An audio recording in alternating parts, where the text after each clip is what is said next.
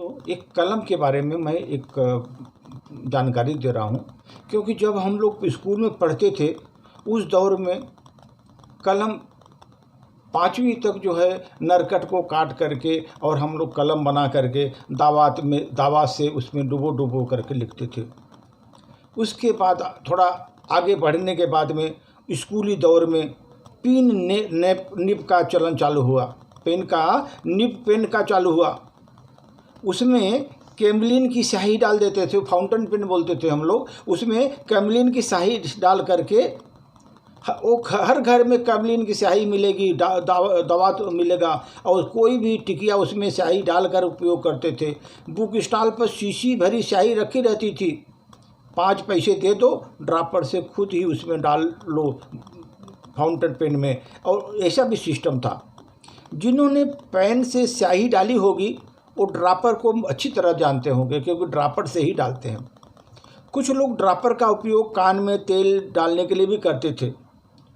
महीने 2-3 बार nib pen को खोलकर गर्म पानी में डालकर उसकी सर्विसिंग की जाती थी। वो निब को निकाल करके, पेन से निब निकाल करके गर्म पानी में डालकर सर्विसिंग की जाती थी। और लगभग सभी को लगता था कि निब को उल्टा करके लिखने से हैंड राइटिंग बहुत सुंदर बनती है। सामने के जेब में पेन टांगते थे। कभी कभी स्याही लीक होकर के सामने वाली शर्ट को नीली कर देती थी, सामने नीली शर्ट के जेब में नीली कर देती थी। लोग सामान्य भाषा में पेन का लीकेज कहते थे।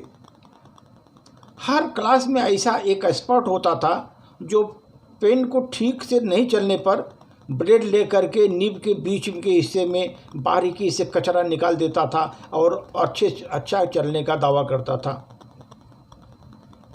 नीचे उसके पॉइंट को घिस करके परफेक्ट करना भी एक आर्ट था।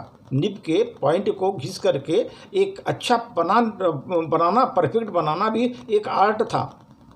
हाथ से निब नहीं निकलती तो उस समय दांतों से दबा कर भी निकाल देते थे।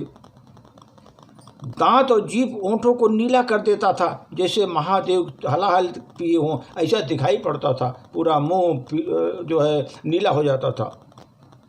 दुकान में नई निब खरीदने से पहले उस पेन को लगाकर सेट करते थे।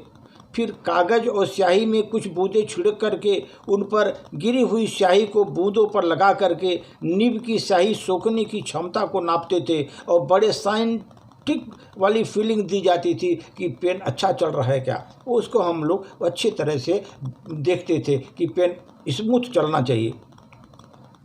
निब पेन कभी ना चले तो सभी को हाथ को झटक करके उसको झटका दे करके और आजू बाजू स्याही छिड़क जाती थी, लेकिन उसको निब को चलाने का हम लोग कोशिश करते, पेन को अच्छी चलाने का कोशिश करते थे।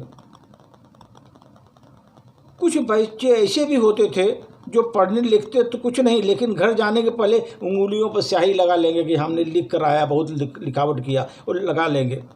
बल्कि पैंट पर भी छिड़क लेते थे ताकि घर वाले देख कर लगे कि स्कूल का बच्चा बहुत मेहनती है, अच्छी तरह जो है वो अपना पेन को यूटिलाइज किया हुआ है और लिखाई पढ़ाई किया हुआ है। दोस्तों, ये हमारी पुरानी भूली बिसरी कहानियाँ हैं, मैं आप लोगों को प्रस्तुत किया। धन्यवाद।